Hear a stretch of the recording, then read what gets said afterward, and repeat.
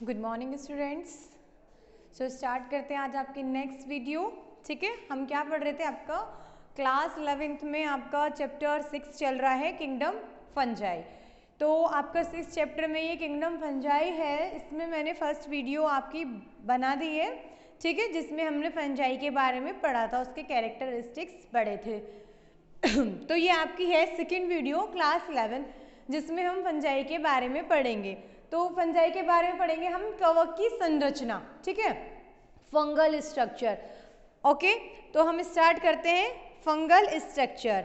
इसमें हम पढ़ेंगे क्या, यीस्ट पढ़ते हैं पहले। यीस्ट क्या है, फंजाई। ठीक है, यीस्ट एक फंजाई है।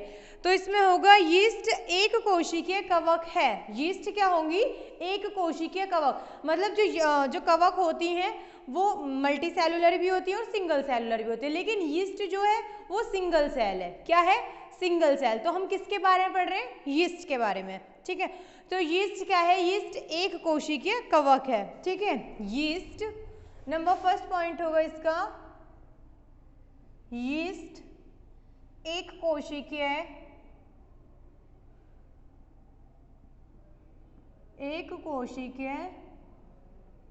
कवक है। ठीक है, क्या है, यीस्ट जो है एक कोशिका मतलब सिंगल सेल है। ठीक है, हम किसके बारे में कर रहे हैं बात, यीस्ट के बारे में, जो कि एक सिंगल सेल फंजाई है। ठीक है, यीस्ट क्या है, एक कोशिकीय कवक है। अधिकांश कवक बहुकोशिकीय होती हैं। ठीक है, अधिकांश कवक बहुकोशिकीय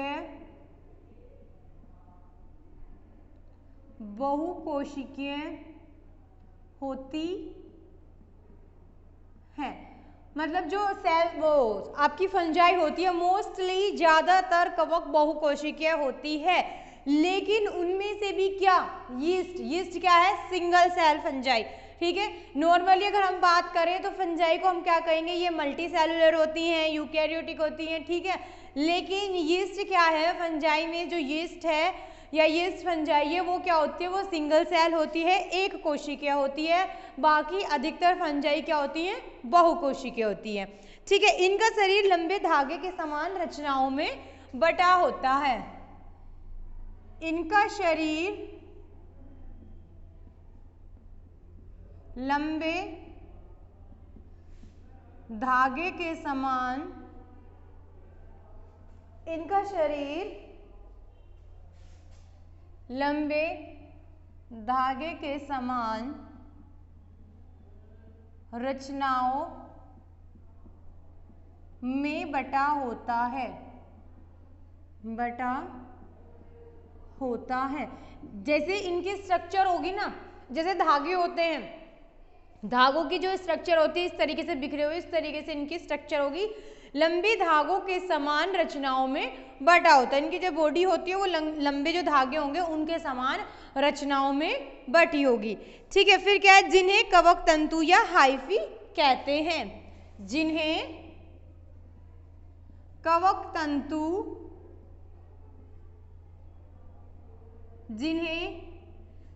तंतु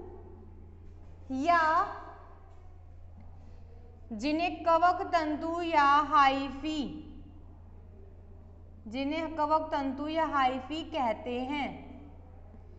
ठीक है, इनका शरीर लंबे धागों के समान रचनाओं में बटा होता है, और वो जो लंबे धागों के समान रचना है उनको हम क्या कहेंगे, उन्हें हम कवक तंतु या फिर हाइफी कहेंगे। क्लियर है।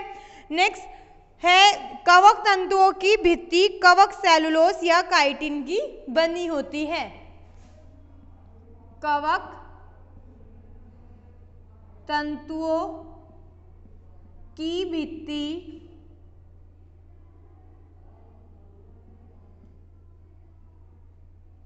क्या लिखा है इसमें, कवक तंतुओं की जो भित्ति होती है सेलुलोस तथा काइटिन की बनी होती है। कवक तंतुओं की भित्ति सेलुलोस तथा काइटिन की बनी होती है। ठीक है, जो कवक हाइफी है, जो तंतु है, उनकी जो सेल वॉल होगी, जो सेल वॉल होगी वो किसकी बनी होगी? काइटिन की बनी होगी या फिर सेलुलोज की बनी होगी। ठीक है, क्लियर है पॉइंट। अब इनको वन बाय वन जान लेते हैं फिर से। कवक स्ट्रक्चर, कवक की स्ट्रक्चर या फंगल स्ट्रक्चर। यीस्ट एक कोशिकीय कवक है। ज्यादातर हम क्या बोलते हैं, सभी जो फंजाई होती हैं मल्टी सेलुलर होती हैं, यूकैरियोटिक होती है, लेकिन उनमें से भी कौन सी फंजाई? यीस्ट, वो क्या होती है? सिंगल सेल फंजाई होती है, यानी कि एक कोशिकीय होती है। ठीक है, एक कोशिकीय कवक होती है। ज्यादातर कवक क्या होती हैं? बहुकोशिकीय होती है। नेक्स्ट, इनका शरीर लंबे धागे के समान बटा होता है। इस तरीके से लंबे धागों के समान इनका शरीर बटा होगा, जिनको हम क्या बोलेंगे? कवक तंतु या फिर हाइफी। इनको बोलेंगे हाइफी, कवक तंतु या फिर हाइफी कहते हैं। ठीक है, कवक तंतु की भित्ति, यानी कि ये जो कवक तंतु निकले हैं, इनकी जो सेल होगी, ये भी तो सेल से मिलकर बने होंगे, तो इनकी जो सेल होगी, इनकी जो सेल वॉल होगी, वो किसकी बनी होगी? काइटिन की बनी होगी या फिर सेलुलोज की बनी होगी। समझ में आया ये पॉइंट? काइटिन की बनी होगी या फिर सेलुलोज की बनी होगी। तो ये यीस्ट के बारे में हमने जाना है कि यीस्ट कैसी होगी या यीस्ट कवक कैसी होगी। समझ में आया आपको? चलिए आगे चलते हैं। अब ज्यादातर कवक बहुकोशिकीय होती हैं, ठीक है, लेकिन जो यीस्ट होती है वो होती है सिंगल सेल। ठीक है, एक कोशिकीय कवक होती है। इनका शरीर लंबे धागों के समान रचनाओं में बटा होता है, जिन्हें कवक तंतु या फिर हाइफी कहते हैं। ठीक है क्या? और इनकी सेल वॉल काइटिन या सेलुलोज की बनी होती है। ये कुछ पॉइंट्स है जो कि आपको अभी ही याद हो गए होंगे। ठीक है, नेक्स्ट अब हम चलते हैं। इसमें कवक तंतु दो प्रकार के होते हैं। मैंने अभी क्या बताया, इनका जो शरीर होगा, इनकी जो बॉडी होगी, वो हाइफी में बटी होगी, कवक तंतु या हाइफी में। जो कवक तंतु होते हैं वो भी दो प्रकार के होते हैं। ठीक है, कवक तंतु दो प्रकार के होते हैं। ठीक है, कवक तंतु दो प्रकार के होते हैं। नंबर फर्स्ट है अपटीय या नंबर फर्स्ट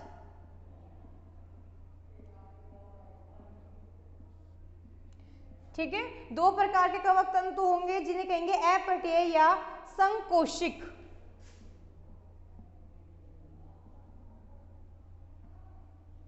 ठीक है, अपटीय या संकोशिक। इंग्लिश में हम इसको बोलेंगे एसेप्टेट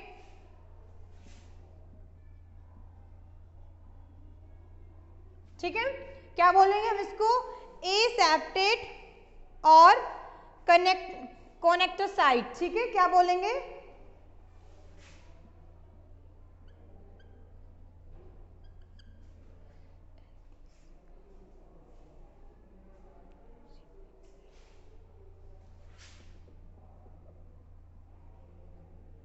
ठीक है, कोनेकोसाइटिक। ठीक है, साइटिक।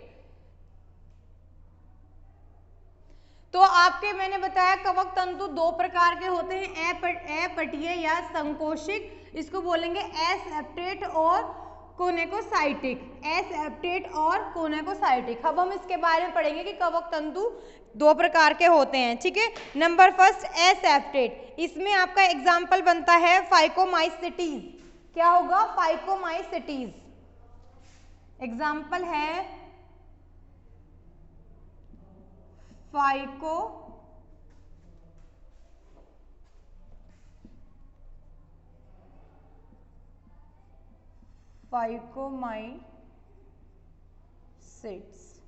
ठीक है, फाइकोमाइसिट्स ये इसका एग्जाम्पल है। इसकी स्ट्रक्चर देख लेते हैं।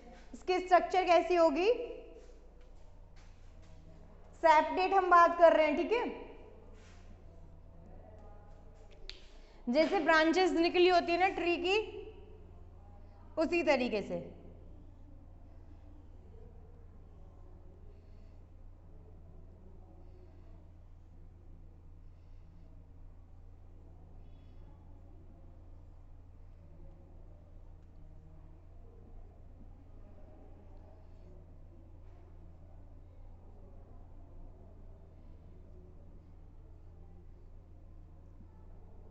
इस तरीके से, ठीक है। सेपरेट में समझाती हूँ भी सेपरेट क्या होती है, या फिर अभी हम बात कर रहे हैं अपठीय, ठीक है। अपठीय मतलब इसमें अपठीय में तो सेपरेट नहीं होंगे, यानी कि एसेप्टेट के बारे में बात कर रहे हैं, ठीक है। एसेप्टेट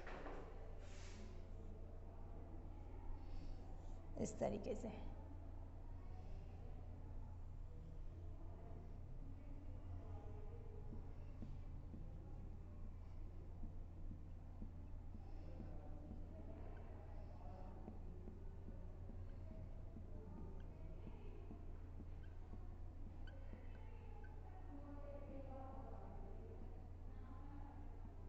ठीक है, ये इसके स्ट्रक्चर है। तो कवक तंतु जो होते हैं वो दो प्रकार के होते हैं, एसेप्टेट, ठीक है, एसेप्टेट या अपठीय संकोशिक। इसका एग्जाम्पल होगा फाइकोसिट्स, ठीक है, फाइकोमाइसिट्स। तो एसेप्टेट का मतलब होता है ये जो मैंने स्ट्रक्चर बनाई है फंजाई की, उसमें ये सेप्टेट यानी कि इस तरीके से ये जो लाइंस होती हैं ये नहीं होती अपठीय में, ठीक है। जो अपठीय होगी उसमें ये लाइन या ये इनको हम सेप्टेट बोलते हैं, बीच में जो खंड होते हैं ना, ठीक है। अगर मैं इसको इस तरीके से कर दूं, लाइन कर दूं, तो ये खंड में डिवाइड हो जाती है। तो ये तो होगी आपकी सेप्टेट, और अगर खंड ना करूं इसी तरीके से बनाए तो ये होगी अपठीय या एसेप्टेट। क्लियर है, इसको हम बोलेंगे अपठीय। और ये क्या है इसके अंदर, न्यूक्लियस, ठीक है, न्यूक्लियस। तो इस तरीके की जो स्ट्रक्चर होगी इसको हम बोलेंगे अपठीय कवक, ठीक है, क्या होंगी, अपठीय। अब सेकेंड की बात करते हैं, इसमें फाइकोमाइसिट्स एग्जाम्पल है, ठीक है। सेकंड है इसमें आपका पटयुक्त, पटयुक्त यानी कि सेप्टेट, सेप्टेट, ठीक है। पटयुक्त मतलब सेप्टेट। एग्जाम्पल है एस्कोमाइसिट्स,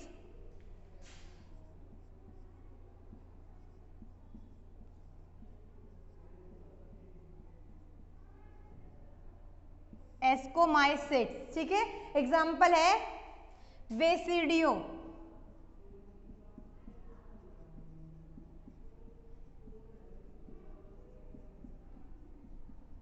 ठीक है।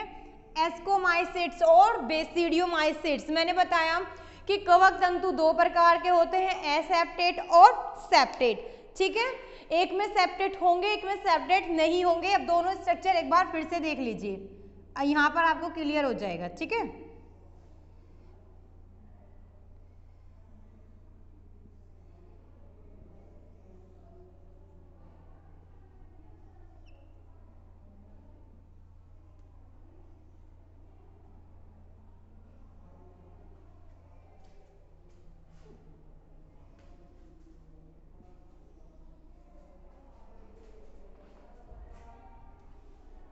ये मैं किसी ट्री की ब्रांचेस नहीं बना रही हूँ या किसी प्लांट की आप सोचो ये ब्रांचेस है, ये फंजाई की स्ट्रक्चर है इसी तरीके से, ठीक है।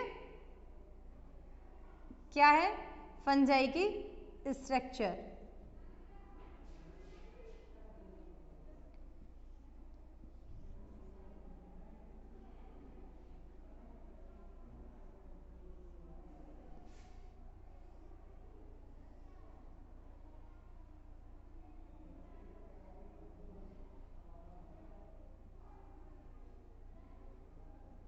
इस तरीके से जैसे ट्री होता है बनेगा वैसे ही, ठीक है। तो हम बात कर रहे थे सेप्टेट और एसेप्टेट की, ठीक है। तो पहले मैंने बताया आपको एसेप्टेट यानी कि एसेप्टेट जिसमें सेप्टेट प्रेजेंट नहीं होते, यानी कि आप ऐसे भी बोल सकते हो जो खंडयुक्त नहीं होती या खंड में डिवाइड नहीं होती, ठीक है। ये इनके क्या होंगे, न्यूक्लियस होंगे। बहुत इजी है ये, कुछ टफ नहीं है इसमें, ठीक है। ये क्या है, न्यूक्लियस। ये हो गई आपकी एसेप्टेट, ये आपको दिख रही है कहीं से भी खंड में डिवाइड नहीं है, कहीं बीच में कहीं भी सेप्टेट या सेप्टा इनमें नहीं बने हुए। सेकंड आती है आपकी पटयुक्त या सेप्टेट, जिसमें एग्जांपल है एस्कोमाइसिट और बेसिडियोमाइसिट्स। इसमें इस तरीके से सेप्टा प्रेजेंट होंगे, खंड उपस्थित होंगे, ठीक है।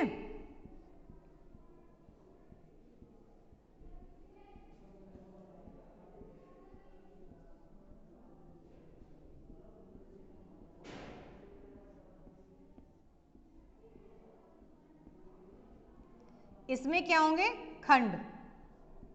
क्लियर, समझ में आया क्या ना ये पॉइंट अब आपको? ये होती है खंड युक्त या फिर पट युक्त, यानी कि इस तरीके से ये पट होते हैं इसमें। जैसे गन्ना होता है बीच में से लाइन लाइन होती है ना, उसी तरीके से। ठीक है, ये इसकी स्ट्रक्चर होती है। ये होती है सेप्टेट, ये सेप्टा है। ठीक है, सेप्टा। और ये क्या होंगे, न्यूक्लियस। न्यूक्लियस समझ में आ रही है? दोनों स्ट्रक्चर में डिफरेंस क्लियरली समझ में आ रहा है यहाँ पे आपको, इसलिए मैंने दोनों डायग्राम फिर से दोनों एक साथ बना दिए ताकि आप आराम से समझ सको। तो कवक तंतु मैंने आपको फर्स्ट पहले पॉइंट बताया था, इसमें कवक की संरचना। कवक की संरचना में हमने यीस्ट की बात करी थी। यीस्ट जो होती है सिंगल सेल होती है, लेकिन ज्यादातर कवक क्या होती हैं, बहुकोशिकीय होती हैं, लेकिन उसमें से यीस्ट जो है वो सिंगल सेल है, एक कोशिकीय है। ठीक है, उनकी जो संरचना होती है, उनकी जो बॉडी होती है वो लंबे धागों के समान रचनाओं में बटी होती हैं। ठीक है, और उन रचनाओं को हम क्या बोलते हैं, कवक तंतु या हाइफी। ये जो आप स्ट्रक्चर देख रहे हैं ये कवक तंतु या हाइफी की स्ट्रक्चर है। ठीक है, उनको हम बोलते हैं कवक तंतु या हाइफी। फिर कवक तंतु या हाइफी की जो बॉडी होती है, बॉडी की जो मतलब सेल वॉल जो होती है, वो सेल वॉल सेलुलोज और काइटिन की बनी होती है। किसकी? सेलुलोज और काइटिन की बनी होती है। फिर इसी के आधार पर कवक तंतु को दो भागों में बांटा गया।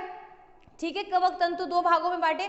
नंबर एक अपटीय कवक तंतु और दूसरा पटीय कवक तंतु। ठीक है, जो अपटीय होगा उसको हम क्या बोलेंगे, एसेप्टेट, बीच में सेप्टेट या खंड उपस्थित नहीं होंगे। और जो पटीय है उसमें पट या फिर सेप्टा उपस्थित होंगे। ठीक है, तो नंबर फर्स्ट था आपका अपटीय कवक तंतु। इसमें आपका एग्जांपल है फाइकोमाइसिट्स। फाइकोमाइसिट्स तो ये नंबर एक ही, ये नंबर एक का डायग्राम है। ठीक है, जिसमें एग्जांपल है फाइकोमाइसिट्स। सेकंड है आपका इसमें पटीयुक्त या सेप्टा, और ये सेकंड डायग्राम है। तो इसमें आप पहले में मैंने बताया कि ये जो खंड होते हैं, जैसे मैंने उसमें खंड करे हैं, वो इसमें उपस्थित नहीं होते, इसलिए इसको हम अपटीय कहेंगे। ठीक है, ये न्यूक्लियस है। फिर हम दूसरे की बात करते हैं एस्कोमाइसिट या बेसिडियोमाइसिट्स, इसमें खंड उपस्थित होते हैं, सेप्टा उपस्थित होते हैं। क्लियर ये पॉइंट आपको? चलिए फिर आप ये डायग्राम नोट कर लीजिए। ठीक है, यहाँ कोई डाउट नहीं होना चाहिए, ये पॉइंट बिल्कुल क्लियर समझ में आया होगा आपको। ठीक है, क्लियर हो गया? अगर कोई भी डाउट है, कोई क्वेरी है तो आप पूछ सकते हैं। ठीक है, इसमें जो न्यूक्लियस होगा या सेल्स होंगी वो यूनिसेल भी हो सकते हैं, मल्टी सेलुलर भी हो सकते हैं, बाई सेलुलर भी हो सकते हैं। ठीक है, यहाँ मैं आपको नोट में एक पॉइंट बता देती हूँ कि ये यूनिसेलुलर जो कवक है, यूनिसेलुलर, बाई सेलुलर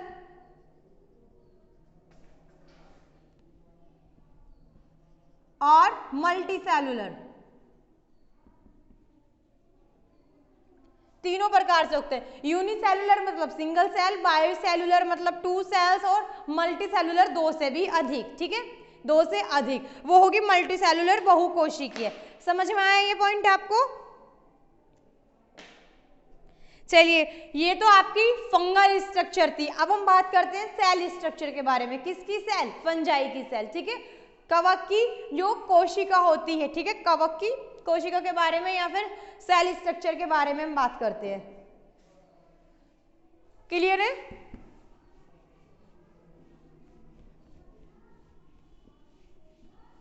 कुछ भी टफ नहीं है, बहुत सिंपल सा डायग्राम है, सिर्फ ऐसे ब्रांचेस बनानी है। एक सेप्टेट है और एक सेप्टेट नहीं है, और न्यूक्लियस उपस्थित है। सेल सिंगल सेल भी हो सकती है, बाई सेल भी हो सकती है, बाई सेलुलर। ठीक है, मतलब 2 सेल्स एंड फिर 2 से अधिक मल्टी सेलुलर। समझ में आया? अब नेक्स्ट है कोशिकीय संरचना। कवक की जो कोशिका होगी उसकी संरचना के बारे में बात करते हैं। कोशिकीय संरचना,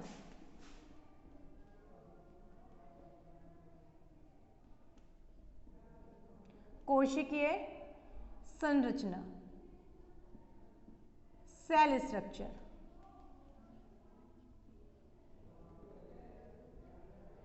ठीक है, सेल स्ट्रक्चर के बारे में बात करते हैं। इसकी सेल स्ट्रक्चर, सभी कवक यूकैरियोटिक होती हैं। नंबर फर्स्ट पॉइंट, सभी कवक, ये मैंने अभी भी आपको बताया था, सभी कवक यूकैरियोटिक होती हैं।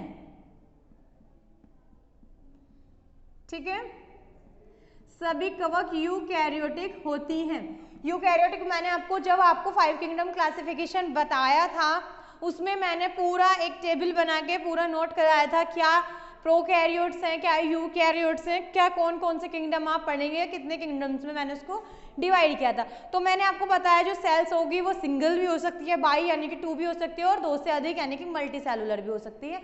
लेकिन जो कवक होती है वो सभी क्या होती है, यूकैरियोटिक होती है। इसमें लवक नहीं होते।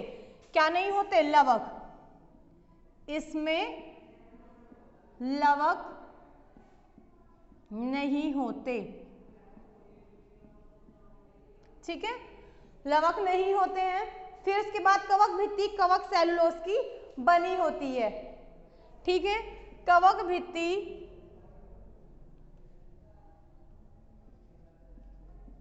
कवक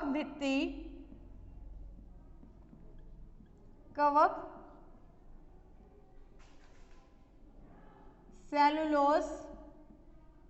ठीक है, कवक भित्ति कवक सेलुलोज से बनी होती है।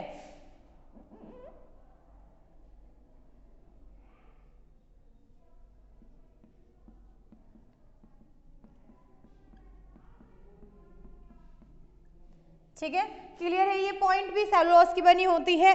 कोशिका द्रव्य में एंडोप्लाज्मिक रेटिकुलम, कोशिका द्रव्य में एंडोप्लाज्मिक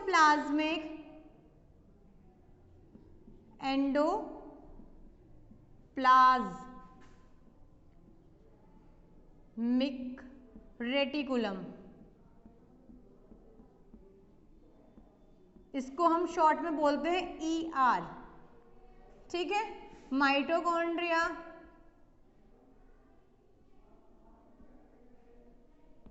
गोल्जी बॉडी, ठीक है, न्यूक्लियस आदि कोशिका अंग उपस्थित होते हैं।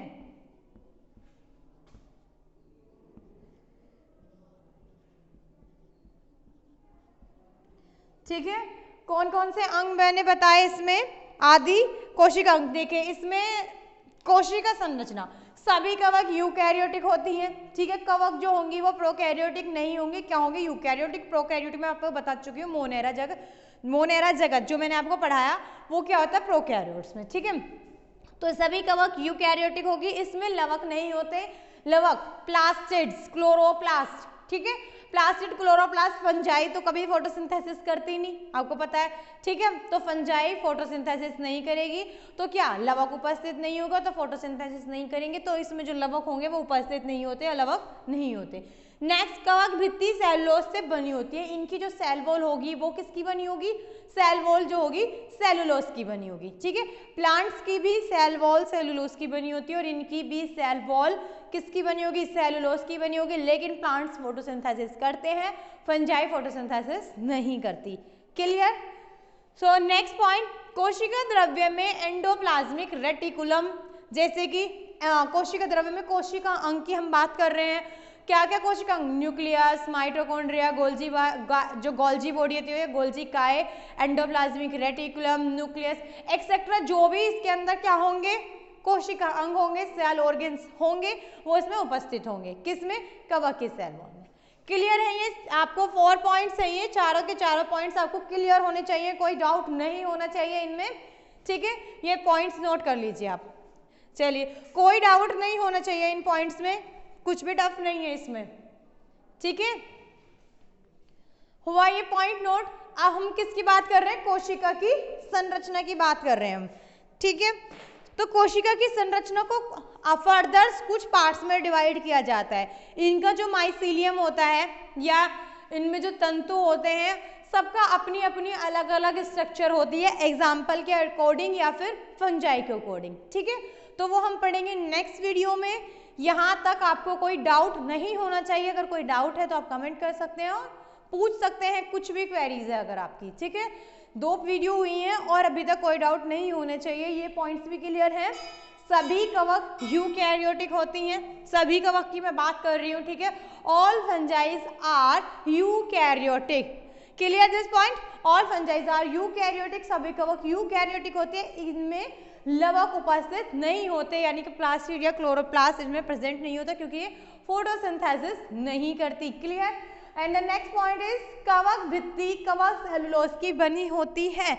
जो सेल वॉल होगी किसकी, फंजाई की, फंजाई सेल वॉल किसकी बनी होती है, सेलुलोज की बनी होती है। प्लांट्स की भी किसकी बनी होती है, सेलुलोज की बनी होती है। लेकिन प्लांट्स क्या करते हैं, फोटोसिंथेसिस करते हैं क्योंकि उनमें प्लास्टिड या क्लोरोप्लास्ट प्रेजेंट होता है और इनमें क्लोरोफिल प्रेजेंट नहीं होता। नेक्स्ट पॉइंट, कोशिका द्रव्य में सभी कोशिका अंग उपस्थित होते हैं, जैसे माइटोकॉन्ड्रिया, गोल्जी बॉडी, न्यूक्लियस, ठीक है, एंडोप्लाज्मिक रेटिकुलम एक्सेट्रा, जो भी सेल ऑर्गेनेल्स होते हैं वो इसमें प्रेजेंट होते हैं। तो आपको ये सारे पॉइंट्स क्लियर होते हैं। इससे आगे जो आपके टॉपिक हैं, इससे आगे जो भी है वो हम नेक्स्ट वीडियो में पढ़ेंगे। So thank you so much. इसी तरीके से आप पढ़ते रहिए, नोट्स बनाते रहिए। All the very best and thank you.